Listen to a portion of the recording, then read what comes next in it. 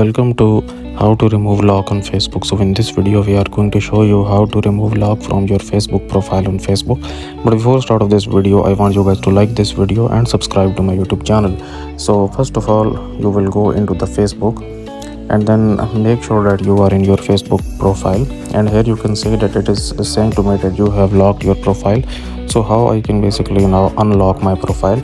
So I will tap on these three dots here, and then here you can see this option where it says unlock profile. Tap on unlock profile, and then here basically tap on unlock again, and now again basically here it will show us some options here.